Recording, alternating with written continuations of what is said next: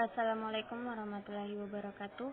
Perkenalkan, nama saya Yola Putri Alfianita dari Universitas Muhammadiyah Kendari, Pendidikan Guru Pendidikan Anak Usia Dini. Di sini saya akan menjelaskan tentang karakteristik kurikulum.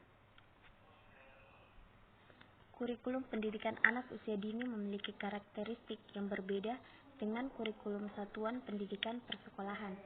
Karakteristik kurikulum 2013 PAUD adalah: yang pertama, mengoptimalkan perkembangan anak. Perkembangan anak meliputi aspek nilai agama dan moral, fisik motorik, kognitif, bahasa, sosial emosional, dan seni distimulasi secara seimbang agar seluruhnya mencapai perkembangannya yang optimal.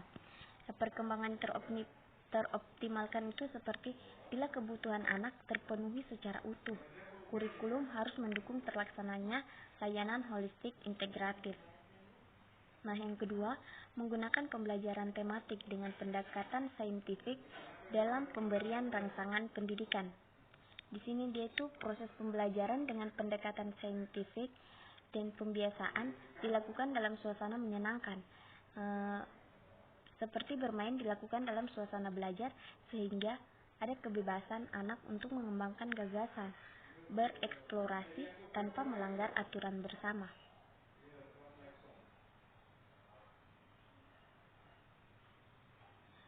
Untuk mewujudkan kematangan selaras dengan lingkup perkembangan, pembelajaran tematik disampaikan melalui prosedur pembelajaran dengan pendekatan saintifik dan habituasi. Pengembangan tema-tema memperhatikan prinsip-prinsip sebagai berikut.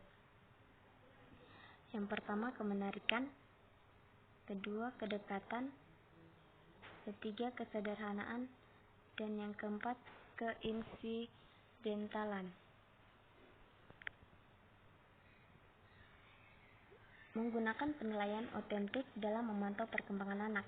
Dalam penerapan kurikulum 2013 PAUD, penilaian menggunakan pendekatan otentik. Penilaian mengukur kemajuan perkembangan yang dicapai anak setelah mengikuti program yang dirancang dalam kurikulum. Di sini itu penilaian dilaksanakan secara berkelanjutan untuk mendapatkan data perkembangan yang dimunculkan anak pada saat kegiatan atau melalui karya yang dihasilkan. Selanjutnya, memberdayakan peran orang tua dalam proses pembelajaran. Kurikulum PAUD menempatkan orang tua sebagai partner dalam mendidik.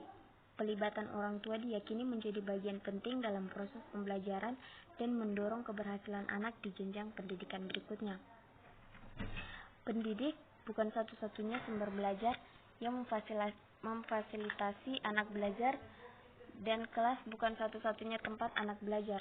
Anak dapat belajar di semua tempat yang memungkinkan untuk mengenal benda, tumbuhan, orang, tempat, atau kejadian.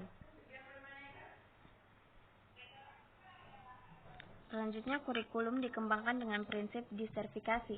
Dalam rangka pembangunan pendidikan, setiap daerah memerlukan pendidikan yang sesuai dengan karakteristik daerah.